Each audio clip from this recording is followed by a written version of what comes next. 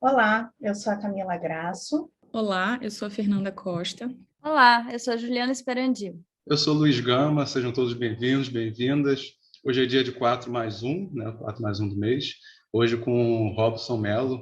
E o tema é Entre Porões, Tubarões e Quiosques. Então, roda aí a vinheta.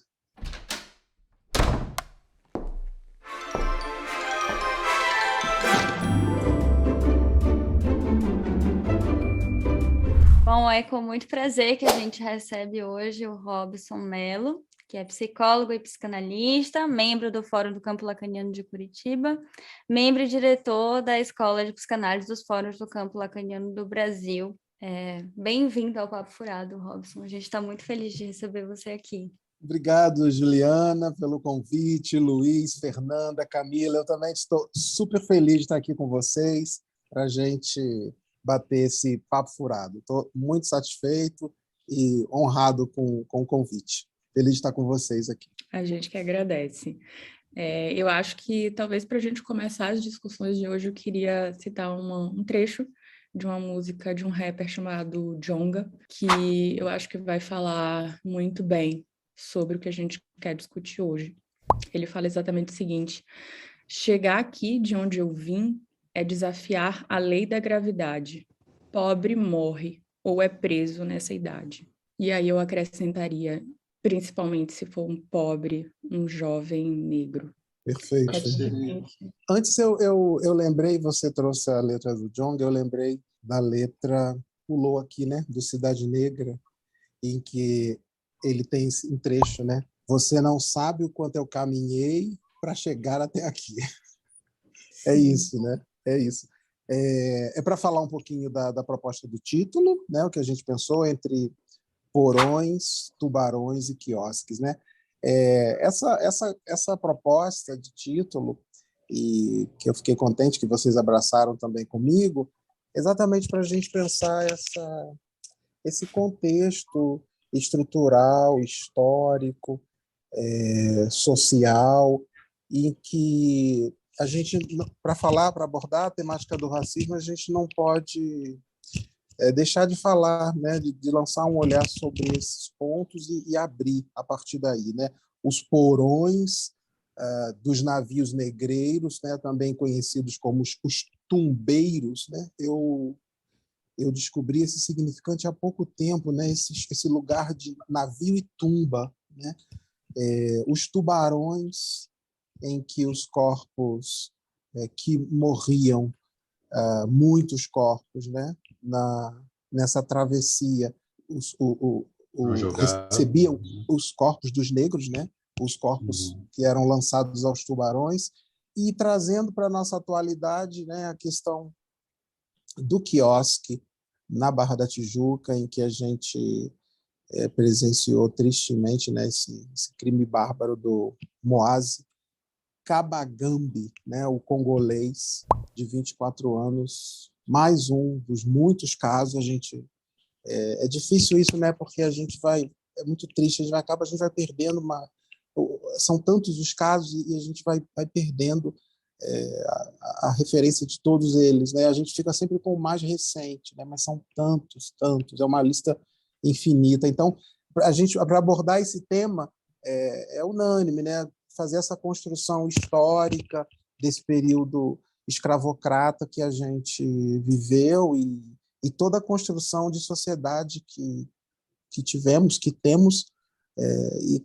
e que vem disso, né? E que traz ainda reflexos e ressonâncias tristes, nefastas de todo esse período nosso. Então, daí a proposta entre porões, tubarões e quiosques. E o desafio, acho que a gente está falando também sobretudo disso, né? O desafio para conseguir driblar isso, como o Fernanda puxou com a letra do Djonga, driblar isso tudo para construir uma vida, para sustentar um desejo, vida, né? Esperança de vida, construir algo e não ser morto ou ser aprisionado, né? Na verdade, é o retorno, né? Essa sempre nessa tentativa de não ser aprisionado, né, de não ser capturado. Isso está sempre rondando e pairando, né, numa sociedade, numa necropolítica. A frase, inclusive, o desafio também de ser antirracista, como diz Angela Davis, né? Porque para um assunto que é delicado, sim, mas que é tão estrutural na nossa sociedade, ser antirracista, de fato, é um desafio para que a gente possa pensar nas formas como a gente se comunica, quais são as palavras que a gente usa simplesmente sem perceber o que está por trás, né? A história que está por trás dessas palavras. Então, assim, são desafios por todos os lados quando a gente pensa no tema racismo, né? E nas violências que se causa, né? Que é causado pelo racismo. É um desafio porque a estrutura é racista, né? Não são casos isolados, é toda uma estrutura que sustenta essas ações horrorosas que a gente vê. E quando a gente fala assim do desafio de ser antirracista, isso me leva a pensar diretamente assim que a psicanálise ela é antirracista, ela precisa ser, porque a gente vem do lugar do sintoma social, né? O lugar do analista é sempre o lugar de subverter os discursos sociais, de questionar, de botar para pensar, de tirar dessa... Tem uma questão assim que o Silvio Almeida trabalha, porque ele fala que o racismo ele é uma tentativa de universalizar. E aí isso vai, quando eu falo assim que a psicanálise é antirracista, eu acho que é exatamente porque a gente se interessa pelo particular e pela diferença. Então, de início, a gente já parte de um lugar que precisa ser antirracista e coloca a gente nesse lugar de falar sobre isso, de precisar colocar claramente isso, porque eu acho que é um tema que é sempre urgente, né? Que é sempre doído e que não se esgota nunca, porque essa estrutura é algo muito difícil de fazer com ela, né? Tá em tudo, assim. Quando o Silvio de Almeida... eu estava assistindo um vídeo dele, uma apresentação que ele fez, uma conferência, e ele fala assim, o negro nasce duas vezes, nasce uma... né? E a segunda vez é quando dizem para ele que ele é negro, que aí você entende o peso de ser isso socialmente e o lugar que te colocam em relação a isso. E isso é enorme, né? Olhar para isso dessa forma, se dar conta do quanto é gigantesco essa questão, que não é uma questão específica, como o Robson estava falando, o nosso país é um país que teve mais tempo de escravidão que de não escravidão, é um país que se formou a partir disso. Então, é impossível falar do Brasil e não falar do racismo, e não falar dessa estrutura horrorosa que está por trás de várias questões aí.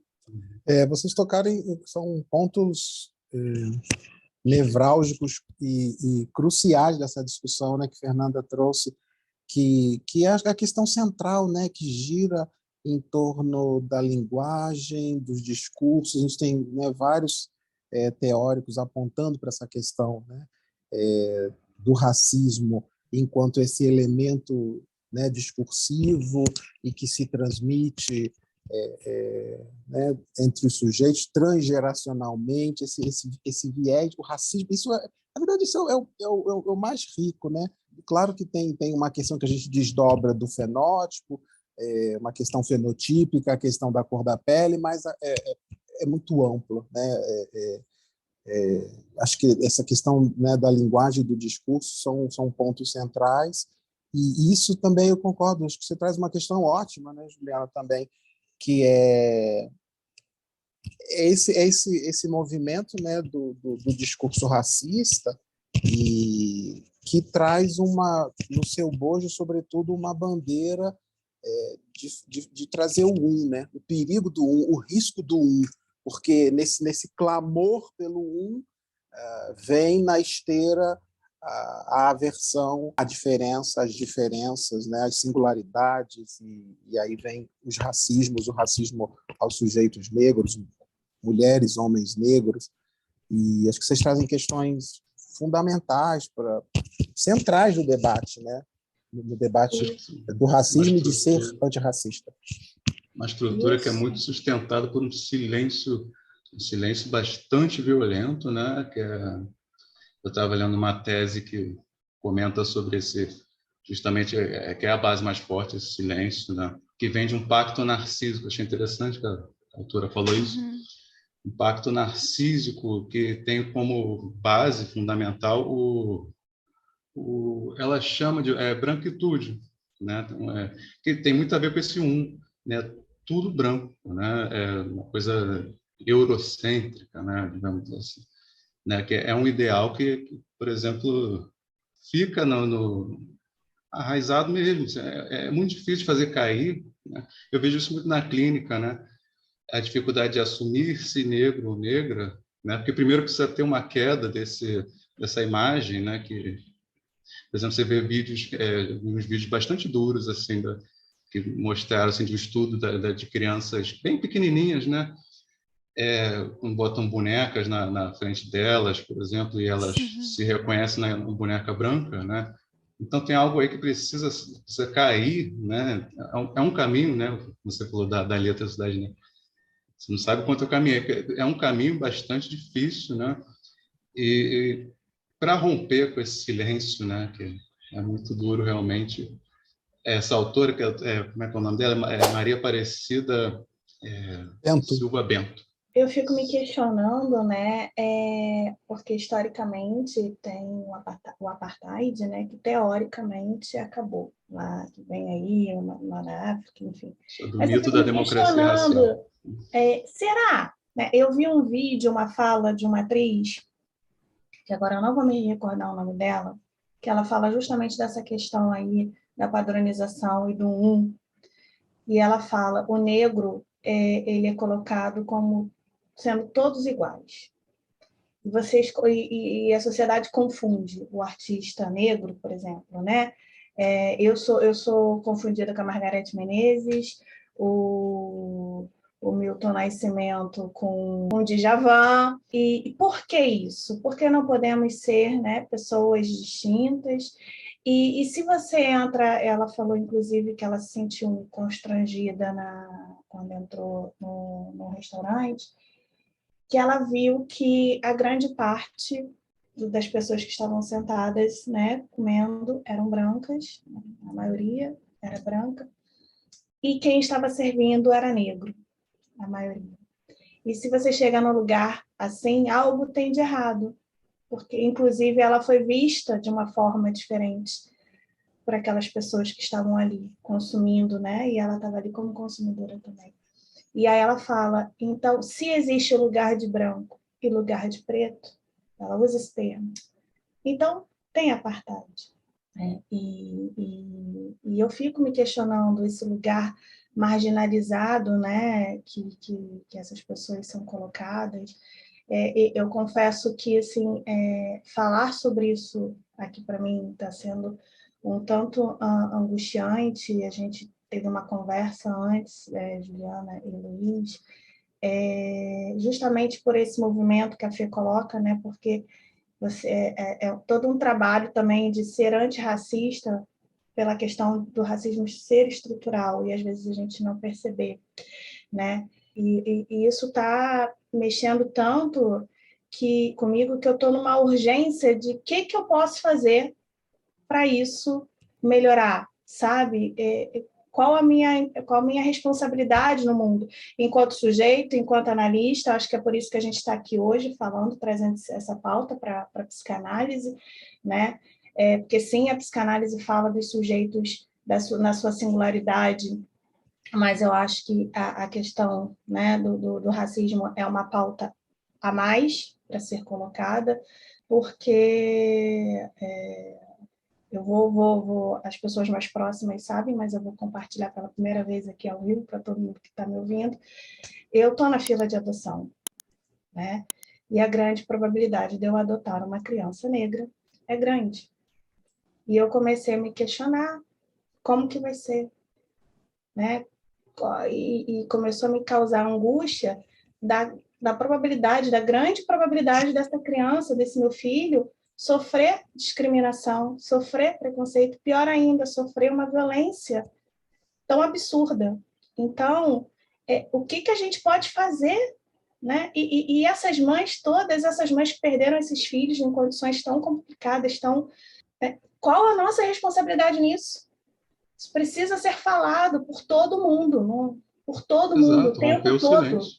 Romper o silêncio, gritar aos quatro ventos, sabe? Silêncio que, inclusive, a gente vê muito na escola, né? Eu estudei muito tempo numa escola, colégio de freira, né? Enfim, ali o racismo, né? Eu só fui perceber isso muito tempo depois, assim.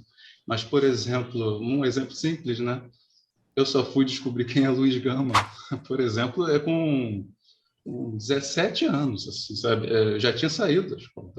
Foi porque eu fui fazer uma prova de vestibular ali no Maracanã, né? E por acaso eu me dei conta que eu estava debaixo de uma placa de rua chamada Luiz Gama. Ah, que legal, tem um Luiz Gama. Aí eu fui ver, pô, né? Como é que eu não sabia? Esse significante que é tão caro a mim, por exemplo, né? Que era Luiz Gama, um advogado abolicionista brasileiro, e que eu nunca ouvi falar. Os meus professores sabiam o meu nome, mas eles não me falaram disso, né? É muito. Isso eu acho uma grande violência, né? Esse apagamento da história, Embranquecer a história também. embranquecer a história. Eu acho que a importância isso que Camila traz, né? A importância desse espaço que vocês construíram, a importância desse papo furado, né? A importância do furo, né? E dessa iniciativa de vocês, né? Como uma iniciativa antirracista. A importância, né? O que fazer, né? A gente poder falar, romper com esse furo. Eu me lembro né, vocês estão falando, e eu me lembro de Neuza Santos Souza, né? E que ela fala, né? Do tornar-se negro, e o quanto que a sociedade, né? A nossa sociedade, a sociedade brasileira, impõe esse ideal de eu branco ao negro, né? Esse movimento de embranquecimento que vocês puxaram, e isso eu acho que vocês tocaram numa outra coisa interessante, né? Esses dois momentos, né, do nascimento do negro, o momento que nasce e esse outro momento de descobrir-se negro, né? De saber-se negro. Eu fui me descobrir como um homem negro na análise, né? Nos meus giros e nos meus atravessamentos analíticos. Por muitos anos da minha vida, eu me pensava moreno, né, da praia. E isso, né, resultado desse caldo discursivo que eu estava inserido, e desde a família, né, acho que isso é um elemento importante para a gente pensar o racismo, né, desde o ambiente familiar. Essa descoberta, essa constatação, essa sustentação desse lugar, né, de se perceber num outro lugar e ter que olhar para tudo isso é libertador, mas não é um processo fácil e nem todos conseguem. E mais do que isso, né, como vocês colocaram, atravessar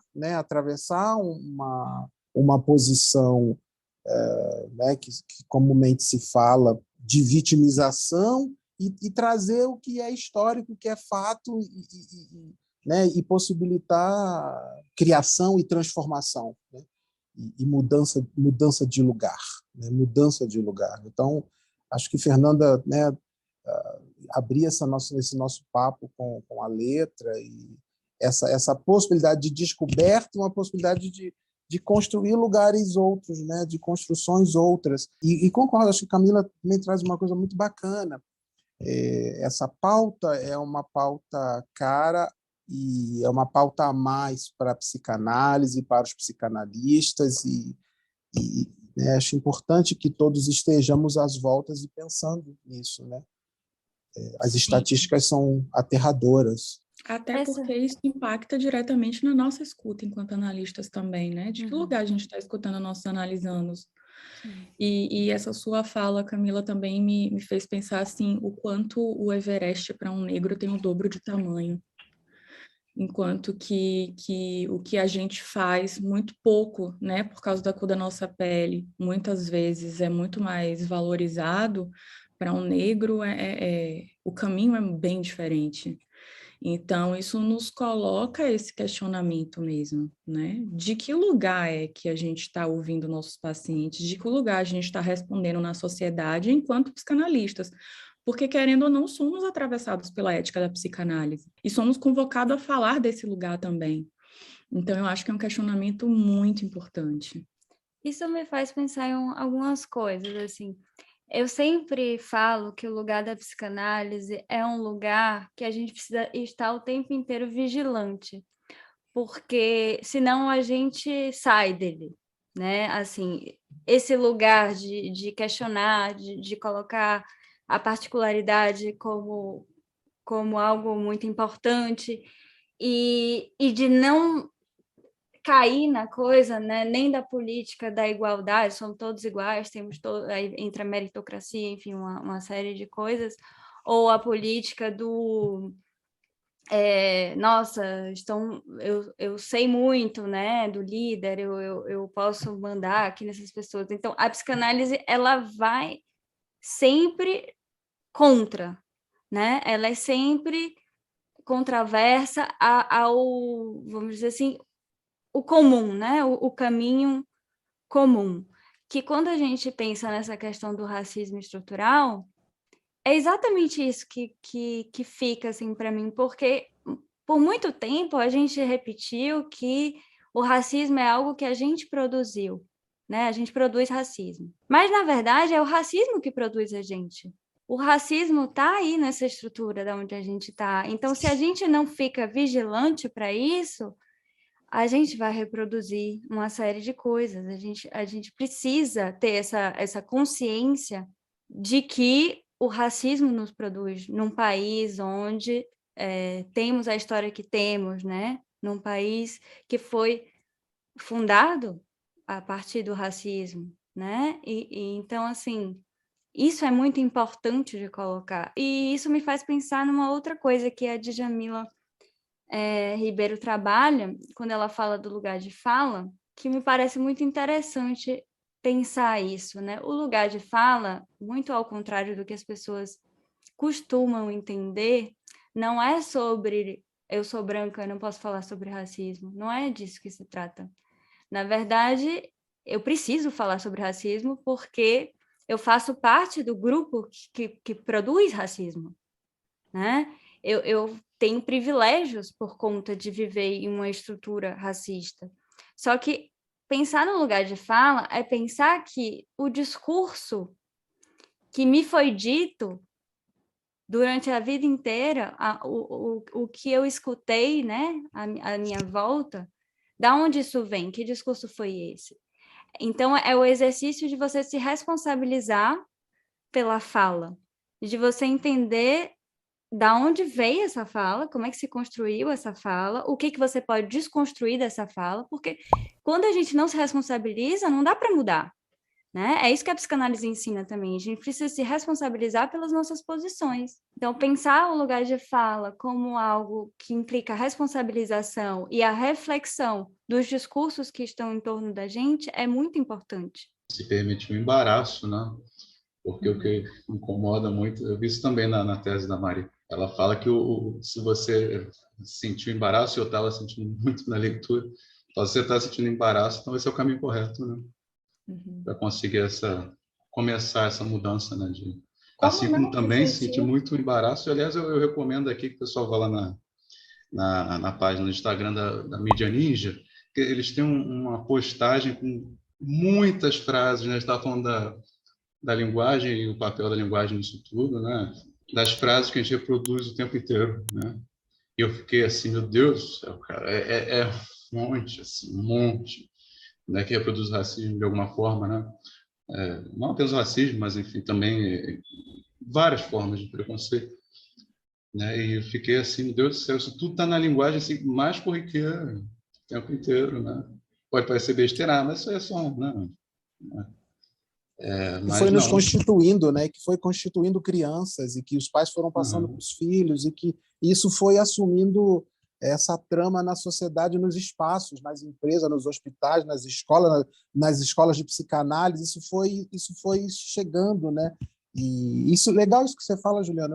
Eu concordo totalmente, né? A Grada Quilombo ela traz, né? A partir de um teórico inglês e que lá na né, essa responsabilidade, né, dos sujeitos, dos brancos, né, dos não negros, dessas etapas, né, para a possibilidade de poder fazer algo diferente, de mudar a partir dessa referência da Djamila de lugar de fala, né, a Grada fala né, dessas etapas de negação, culpa, reconhecimento, para chegar vergonha, para chegar no final essa possibilidade, depois de um reconhecimento desse discurso e desse lugar, uma possibilidade de reparar e de transformar, né? E que é uma responsabilidade de todos, né?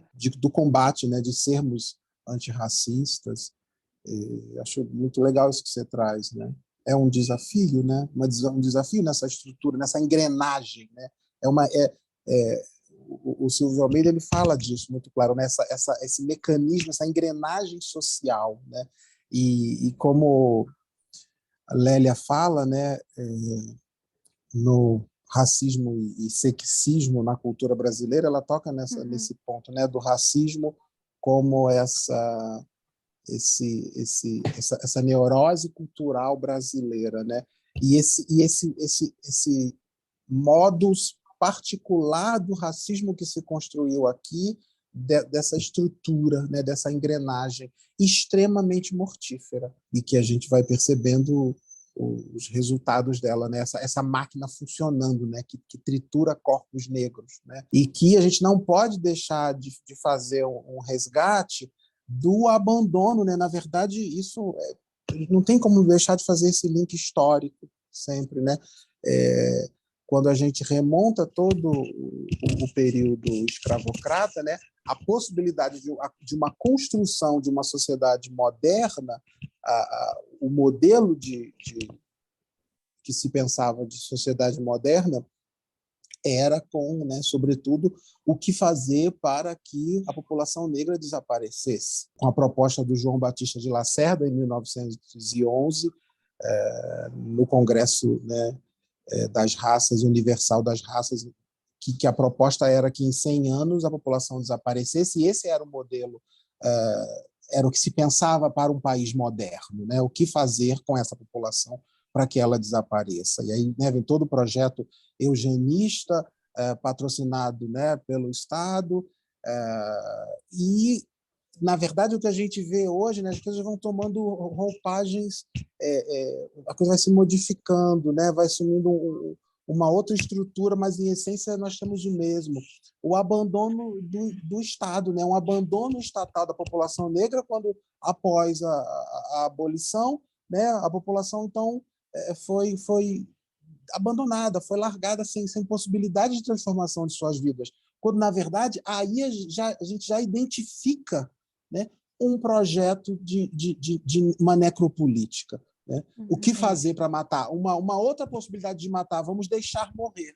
Né? Não vamos dar recursos. Isso vem, né, isso vem no discurso, isso vem sendo transmitido. Né? Então, a gente hoje encontra uma outra roupa, mais do mesmo, desde o abandono estatal, do deixar morrer, né? Até o que a gente viveu, o que a gente vivenciou há poucos dias, né, no quiosque da Barra da Tijuca, e Camila citou os outros casos, e tantos outros casos. Né? A gente vai perdendo as contas. Né? É uma política de morte mesmo, e segue, né? Segue a proposta, a gente segue essa proposta do João Batista de Lacerda, do desaparecimento da população negra. A gente fez um episódio sobre a necropolítica, onde a gente falou justamente disso, né? O que foi isso? Que ordem foi essa que foi dada de que um país não pode parar economicamente sendo que as pessoas que estão à frente, né, as pessoas que não pararam de trabalhar, são as pessoas que moram em favelas, são as pessoas negras, né? Assim, continua nessa mesma reprodução aí, é disso que a gente está falando. As roupagens mudam, né? As formas como a gente vai colocar isso, mas é ainda a mesma ideia de que vamos deixar esse povo morrer, né? Mas dizendo que a gente está cuidando ainda por cima, porque se subverte completamente o discurso para dizer, não, porque se eles não forem trabalhar, eles não vão ter dinheiro para comer. Então, né? Eu acho, inclusive, que o cenário político atual do Brasil é um cenário que gera uma, aspas, licença para matar, né? E que é uma coisa, assim, absurda. Porque num país onde a gente tem mais de 54% da população sendo uma população negra, a gente já se atenta a isso, né? Quem são os corpos que serão mortificados? Quem são os corpos que serão corpos excluídos, né? Então, assim, é como você falou, Robson, é só uma atualização de um projeto que continua em voga, né? Muda-se as roupagens, mas o projeto está aí. E é por isso que é preciso que estejamos atentos a isso, para que a gente possa, de fato, estar na contramão disso, né? A gente possa literalmente furar esse discurso e apontar aí onde é que estão esses erros, onde é que está a forma que a gente transmite esse racismo, que é tão estrutural, mas que a gente pode fazer frente a isso, né? A gente pode sim estar em um outro lugar, né? Responder de um outro lugar. Isso me fez pensar numa outra fala do Silvio Almeida. Ele fez uma fala onde ele ia falar sobre educação e racismo. E ele começa a fala dele dizendo o seguinte, eu vou falar uma fala que é muito dura para mim de dizer em voz alta, assim, mas que eu acho necessário para começar o diálogo. E aí a frase dele é: se não fosse a educação, não existiria o racismo. E isso dá um nó, porque a gente sempre diz, né, que a educação é a saída para essas questões que a gente está trabalhando aqui. Mas, de fato, é também por onde se reproduz e por onde a gente repete uma série de absurdos. Então, quando a gente fala, né, dessa política de branqueamento histórico, o que a gente aprendeu na escola? Como é que a gente aprendeu a história do nosso país nas escolas? O que foi contado? Que discurso é esse que está sendo repassado? Né? O que eu estou aprendendo? E como é que eu estou aprendendo? Porque o exercício, obviamente que estudar é importante, tudo, mas o exercício é levar o estudo de forma crítica, né? Acho que esse é o ponto, assim, que é o ponto que a gente tenta fazer aqui, né? Desconstruir algumas coisas, pegar fiozinho por fiozinho e ir pensando junto.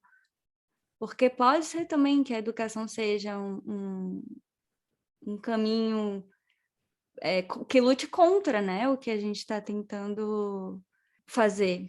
Eu gosto disso, sabe, Juliana? Eu concordo. E por que nós não conhecemos, né, na nossa formação? Por que a gente não foi apresentado a todo o trabalho, né?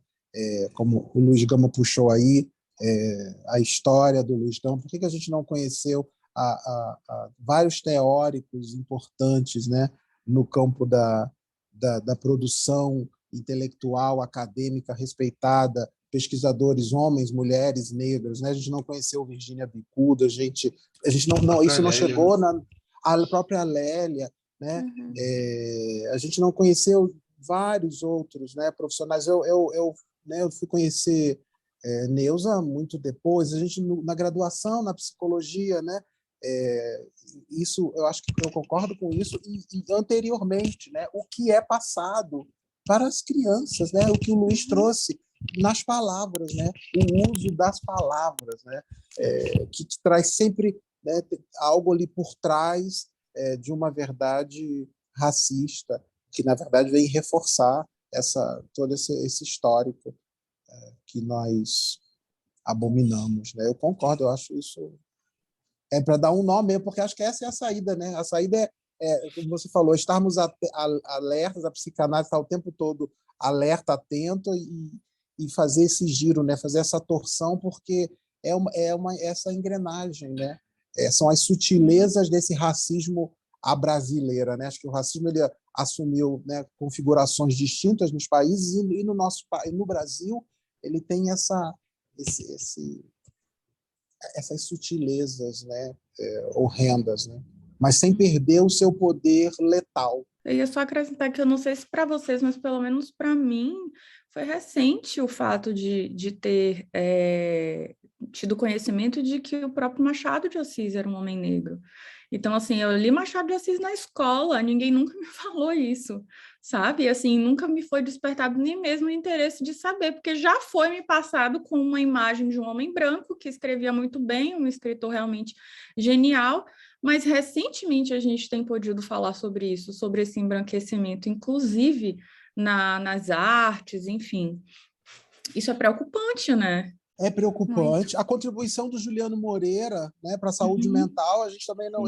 Eu descobri isso há pouco tempo também, eu não sabia que era um homem negro, e toda a contribuição dele na psiquiatria e na reforma psiquiátrica, na humanização. Eu vou relatar um episódio para vocês, o que é isso, né? Uma amiga muito querida, gente boa, né? Uma pessoa que próxima, né? Me falou, né, de oportunidades de trabalho, enfim. Uma pessoa legal, né? Uma profissional bacana da saúde mental, não da psicanálise, mas da saúde mental, uma psiquiatra, na verdade, né? A gente trabalhando juntos, e quando você vê como é que isso é importante, né? Certa vez eu né, me autodeclarei, que essa é uma questão também para a gente debater, que é a questão da autodeclaração e as estatísticas, né, e as políticas a partir da autodeclaração, que é uma outra questão. Quando eu me declarei na frente dela como um homem negro, ela tomou um susto. Ela falou assim, ela foi impactada. E depois ela veio conversar comigo, muito querida, falou assim, Robson, que coisa, né? Ela se repensando no seu movimento antirracista e na sua posição de fala, como a Juliana trouxe, ela chegou a mim e falou, Robson, que coisa, né? Quando você me falou que era negro, eu fiquei me perguntando, mas o Robson é negro? Nós trabalhamos juntos, numa mesma clínica, no mesmo espaço, o Robson é negro? Ela falou que ela não me via como um homem negro, como uma pessoa negra. Aí ela seguiu no processo de investigação subjetiva. Aí ela foi se dando conta que no ciclo da vida dela, ela tinha vários funcionários em funções subalternizadas, invisibilizados, negros, vários, que atendiam a família dela, os familiares dela e ela própria, que os filhos não tinham amigos negros e que ela também não via pessoas negras, profissionais negros no entorno dela. E, de repente, ela me vê na frente dela, no mesmo espaço de trabalho, na lógica dessa educação, como a Juliana trouxe a partir do Silvio Almeida, a lógica dela diz o seguinte, ele não pode ser negro. Olha como a mudança do discurso provocou toda uma reflexão. O que eu provoquei nela? O ponto que ela chegou, ele não pode ser negro. E o que é mais cruel disso, porque ela gosta de mim, ela que gente boa, querida, mas ela me invisibilizou, ela não me enxergou, ela me apagou, ela me agrediu, ela me violentou, sem querer, né? O que é o racismo inconsciente estrutural? Mas o bacana foi esse processo que ela fez, né? Ela chegou, porque como assim, um homem negro trabalhando comigo do meu lado profissional, este homem não pode ser negro, porque o que a história me ensinou, o que a educação me ensinou é que este não é o lugar para o negro estar. O negro tem que estar em outro lugar. É o que a educação, o que o discurso racista mostra, ensinou, e que ela pôde se perceber nisso. Foi muito bonito esse processo dela, de reconhecimento da posição dela e uma possibilidade de reparar. Pessoa queridíssima. E foi assim, foi um processo muito bacana. Falou, Robson, que coisa, né, Robson? Você viu o que é o racismo? Eu falei, pois é. E foi, então é isso, né? Quer dizer, ela me apagou, ela não me via. Ela não me via. Ela não via o Robson, ela via um visgo, né? Um aprisionamento a uma imagem que ela construiu a partir desse discurso e dessa lógica entre o discurso do mestre universitário, foi o que ela pôde construir na formação dela, na vida dela, na educação dela. Então, enfim, é isso, né? Eu acho que é esse o movimento que, de certa forma, está acontecendo particularmente comigo, quando eu falo para vocês da questão, né, da atuação, porque a gente assiste, participa de grupos, enfim. E isso que você falou, a gente escuta muito nos grupos de pais, né, que estão para adotar crianças. Primeiro que as crianças majoritariamente escolhidas, que eu acho isso assim, significante muito ruim, são as brancas, primeiro, né? Menina e branca. E segundo, que o discurso desses pais, quando eles não escolhem a cor da pele da criança, né? Seja branca, parda ou negra, que vem lá no formulário, eles falam assim, eu não vou escolher porque tem tanta criança precisando aí, né, de amor, e vem com esse discurso de que é o salvador dessa grande maioria de crianças negras que estão aí abandonadas. E eu estou nesse processo há 3 anos e estou ouvindo isso já há algum tempo, né? E, enfim, e quando a gente traz isso para a pauta, todo esse movimento que a psicanálise tem me permitido de desconstrução, porque eu acho que antes de sermos analistas em deformação, precisamos ser sujeitos em desconstrução, me abre todos esses questionamentos que você traz aí dessa sua amiga também, né? Claro que de uma outra ordem, mas faz todo esse movimento. E aí eu fiquei lembrando de tudo que vocês falaram aí, né? Eu, pelo menos, o que eu lembro da história na escola, primeiro que eu quase não aprendi história do Brasil, eu aprendi história geral. Segundo, que a história do Brasil era a política do café com leite, que eu gravei, né? E os negros estavam à frente. E depois que a grande libertadora foi a Princesa Isabel, né? E toda essa questão de salvar, né? Esse movimento de salvar, e enfim. E que, na verdade, quando Juliana fala assim, na questão do lugar de fala, me vem também que quando a gente fala que a gente não pode falar de algo porque não está no lugar de fala, a gente está se abstendo de lidar com o seu próprio sintoma. É não querer saber sobre aquilo. Né? Porque a gente vive num sintoma social, mas a gente faz parte do social, então o sintoma também é nosso. A gente precisa falar. E por isso que a psicanálise também precisa falar disso, por isso que a gente está aqui falando disso, porque a Sim. psicanálise pode cair nessa armadilha também, a gente, né? A gente tem que se colocar nesse lugar de reflexão e de cuidado para nunca repetir, mas isso implica estar atento. E como não se sentir embaraçado, como o Luiz fala, né? Com essa questão, assim. O que a gente pode fazer?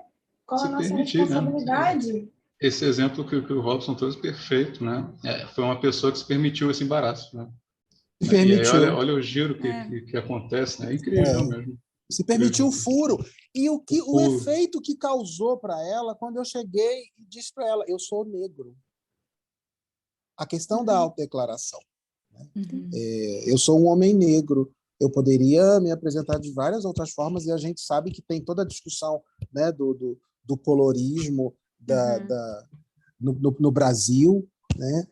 A pigmentocracia, né, que é uma discussão também a partir desse referencial todo, né, construções racistas, né, frutos do discurso racista, o efeito que causou nela, né, poder me escutar, né, e pensar, né? Agora é isso que acho que vocês colocaram, né? Essa possibilidade, a responsabilidade da psicanálise, isso é unânime nos textos, né?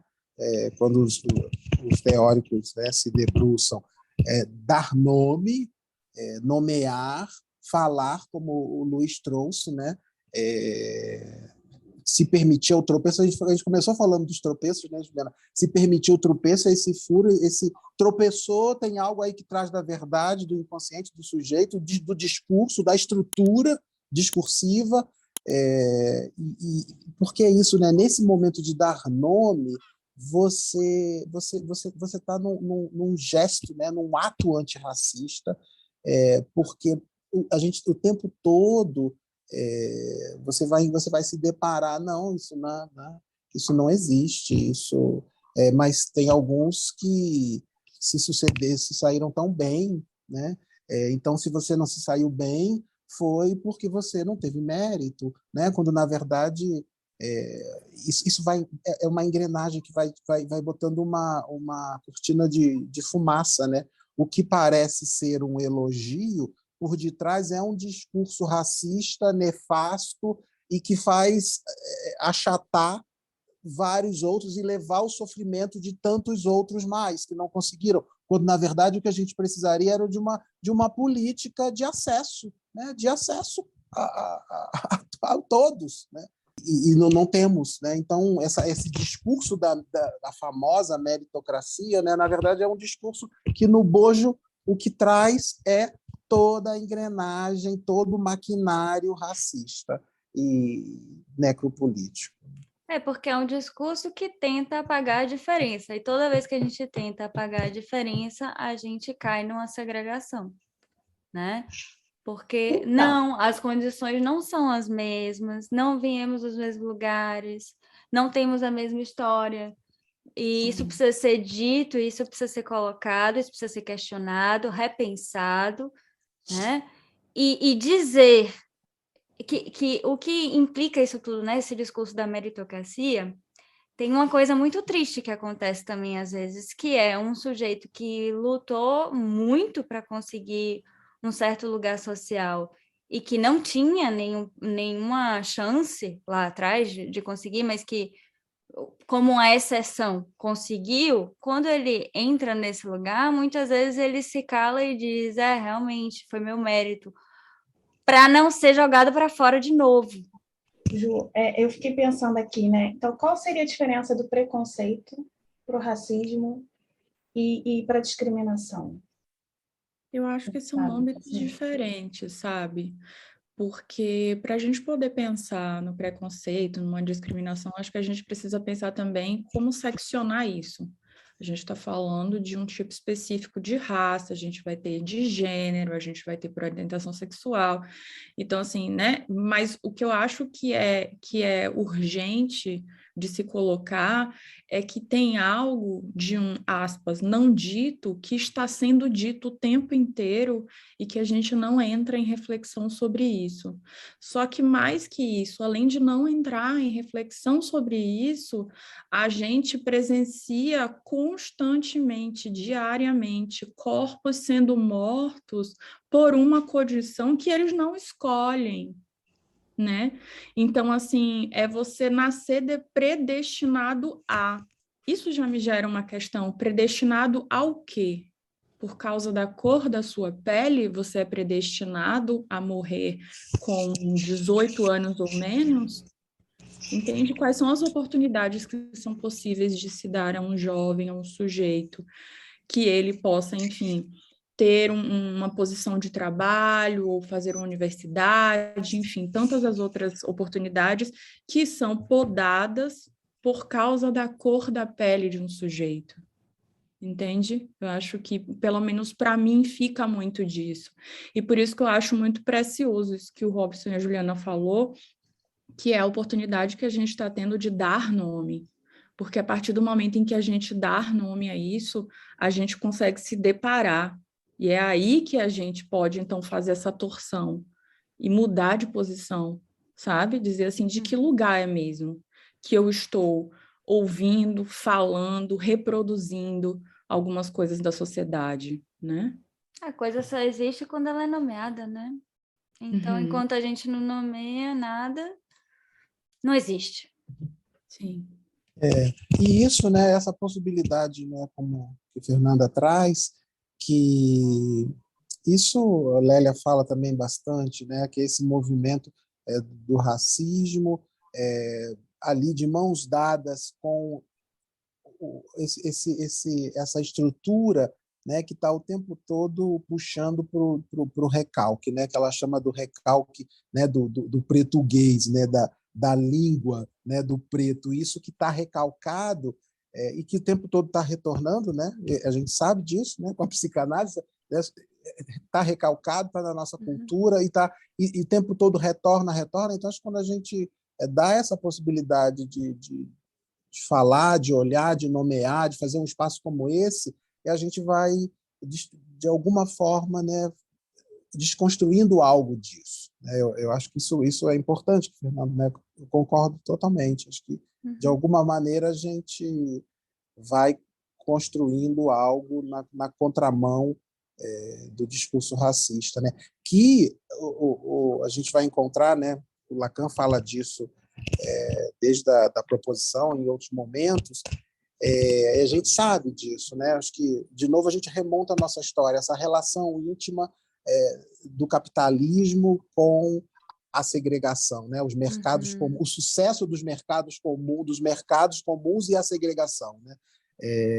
O Lacan traz isso, né, no finalzinho da proposição. Então, e é isso, né? Acho que é um desafio, né? Porque o capitalismo é um sucesso, né?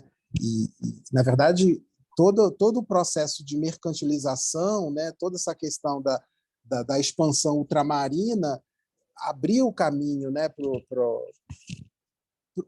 Para isso, né? Para todo o processo, né, da escravização foi a serviço, né, da exploração, do capital, da dominação, e que é outro eixo da gente pensar, né? O capital, o sucesso do capital e o racismo, né? E os privilégios, né? A discussão em torno dos privilégios, né? Acho que são muitas questões para serem pensadas, né? Na verdade. Sim, e que é preciso ter licença para falar, né? Você falou da licença para matar, né? Preciso da licença para falar, né? Porque senão, aliás, me espantou quando você falou isso, porque é verdade, né? A tal da licença para matar. Eu acho que o fato desse assassinato, né, mais recente do Moisés, o fato de ter sido a céu aberto, como foi, né? Isso indica essa licença aí maluca, louca, né? Que já foi bem indicada quando, por exemplo, da eleição do Bolsonaro, que viria, né? Então eu voto na licença para falar. Eu acho Eu mais também voto a interessante. licença para falar. Gente, as imagens, né? Não é uma coisa que eu mais gosto, naturalmente, de assistir, mas eu precisava ver aquilo, tinha que ver aquilo. O que é aquilo, né? A gente... Como explicar todo aquele gesto, toda a crueldade, né? Aí a gente... A violência, né? O que é aquilo, né? Como, né, explicar aquilo se não pelo o racismo não é em falado, última vem em essência? ato, né? Exatamente, o que não é falado vem no ato daquela maneira, né? A questão da xenofobia, a questão do racismo, o que é aquilo, né? Aquele assim, todo, a gente já vê a teoria da pulsão de morte, né? Aí a gente vê a pulsão de morte em sua vertente destrutiva, o que é, aí vem Freud, né? O que é o narcisismo, aí a gente retoma, né? O narcisismo das pequenas diferenças, esse pacto mortífero do terror conformista proposto por Lacan desde da situação da psicanálise de 56, o que é esse emaranhado, né? E esses sujeitos envolvidos nisso, enfim, Isso né? E assim, muito chocante, porque pelo menos eu tive a oportunidade de ver quando eu estava no Brasil, no Jornal Nacional. Então, assim, em um horário de pico de audiência, em um jornal que tem uma certa notoriedade, e o vídeo completo, assim, é do nível do horror.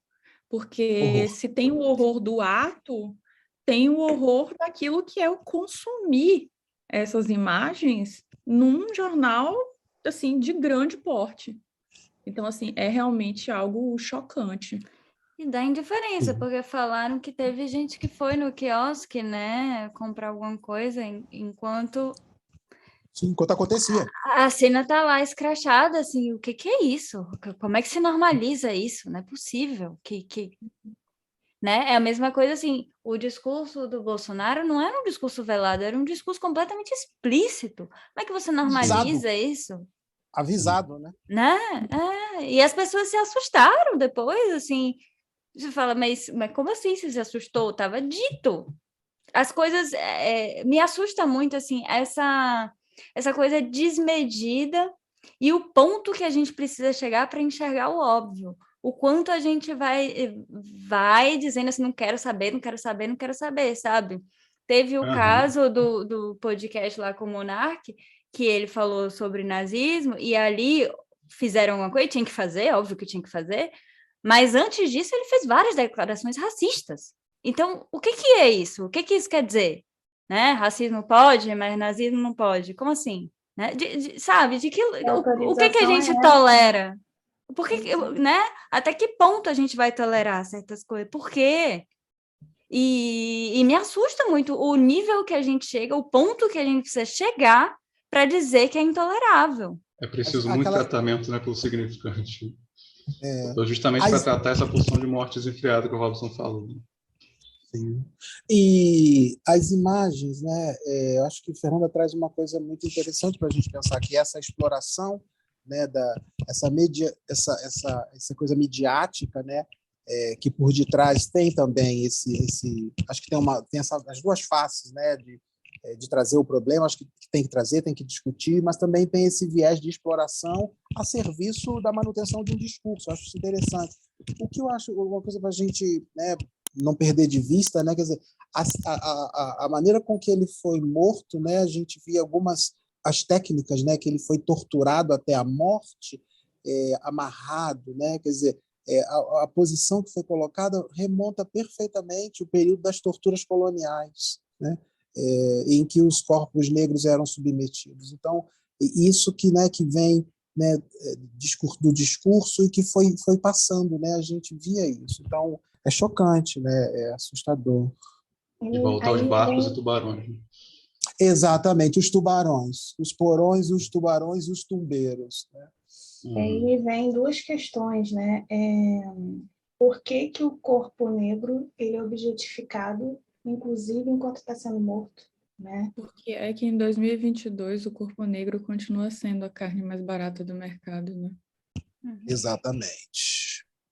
Que vai fácil para debaixo do plástico, para os hospitais psiquiátricos, exatamente.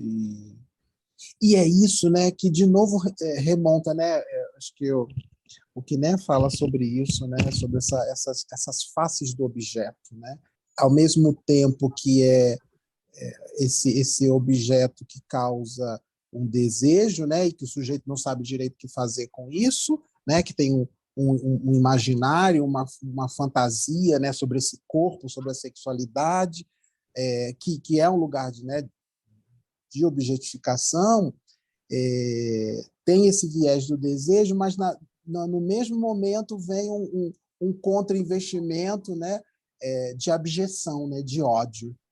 Né, junto.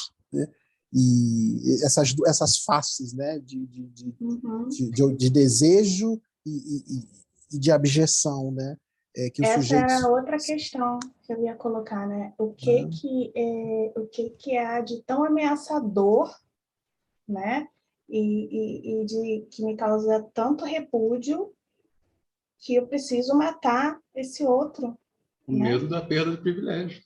Né? Os privilégios adquiridos aí centenas e centenas de anos aí. Então, sempre tem, eu volto para aquilo que eu falei no início, o pacto narcísico, né? Quando tem uma ameaça, né, do negro aparecer como sujeito, o que é uma resistência que não acaba, também é bom falar isso, né? Não acaba essa resistência, sempre tem.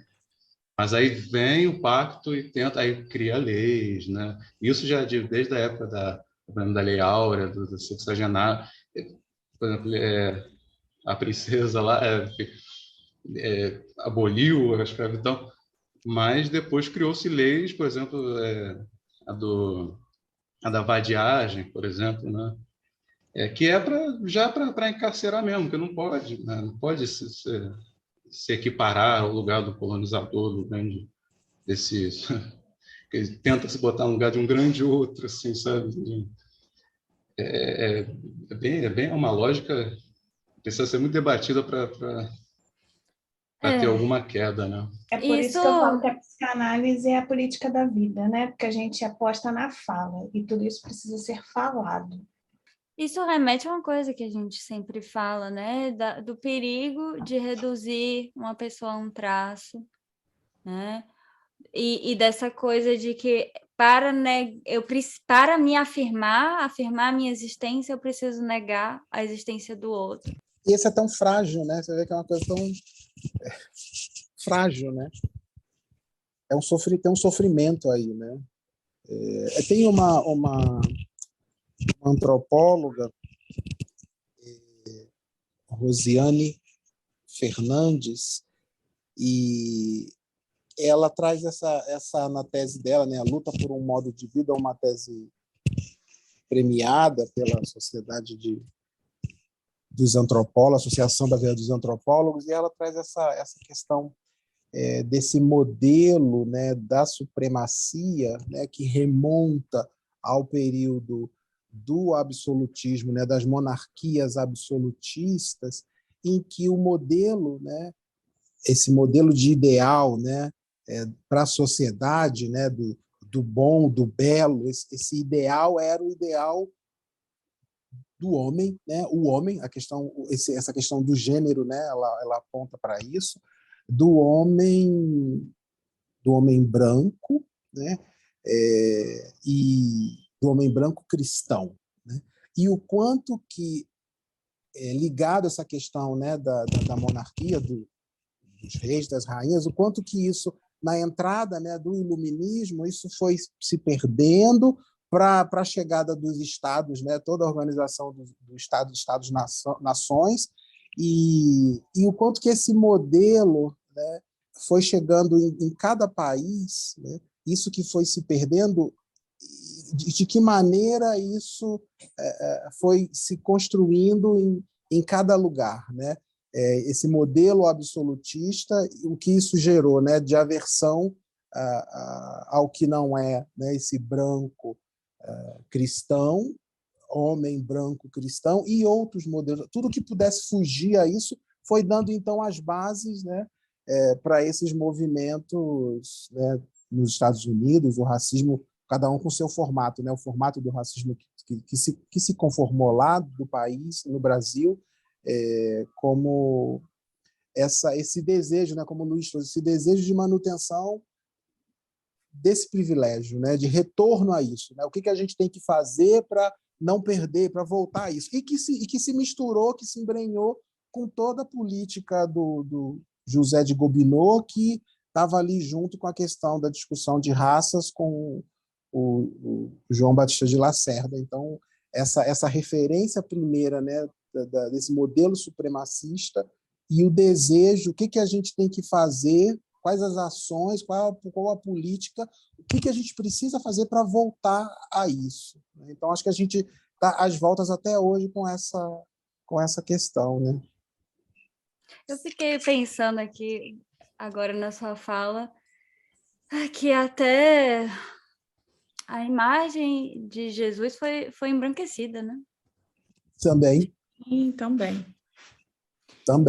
O Bem papo tá lembrado. bom demais, tá muito bom. A gente tinha que marcar outros papos para falar sobre outras coisas. Mas eu Vem acho que aí a parte 2. já quero. É um papo tão necessário, né? E tem tanto para ser dito. E como dói, a gente tem muita vontade de falar e gritar e falar uma série de coisas. Acho que a gente nunca vai ter a sensação de que está falando o suficiente, né? Porque é preciso mesmo. Eu preciso só fazer um ajuste no nome, que eu não posso trocar o nome que eu mencionei. A colega é Rosiane Rodrigues, que é antropóloga ligada à UF. A tese da Rosiane Rodrigues, ela vai discutir sobre essa questão pelo viés da violência religiosa, mas ela pega toda essa questão do racismo, ela constrói muito bem com sua tese. Rosiane Rodrigues. Vamos botar. Mas, Robson, foi um prazer tão grande receber você aqui. Que papo bom, que papo necessário, né? Passou tão rápido, assim, a gente tem tanta coisa para dizer. Ficamos muito, muito, muito, muito felizes de você ter aceitado o convite e ter vindo com esse entusiasmo todo que você veio. É muito, muito bom, né? Trabalhar com gente entusiasmada. Foi, Não assim, são um papo muito bom. entusiasmadas que causam muitos furos também, né, Juliana? E Assim, desejo, né? desejo, nos faz Consequentemente. pensar. Eu posso falar agora, é isso? Claro.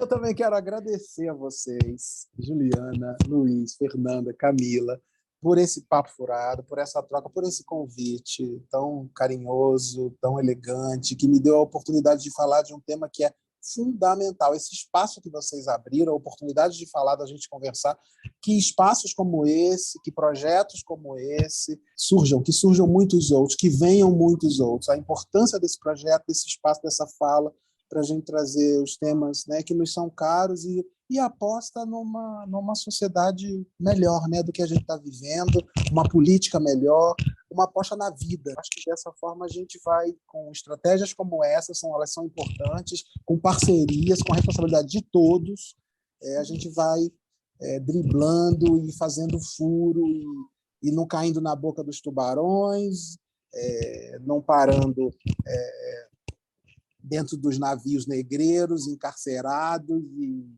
e passando bem longe dos quiosques, né? Ainda que eles rondem o tempo todo numa estrutura, mas a gente vai encontrando outras formas, né, de pensar e de construir e de viver, né? Então, eu quero agradecer muitíssimo o convite, eu me senti muito honrado de estar com vocês. Muito, muito obrigado.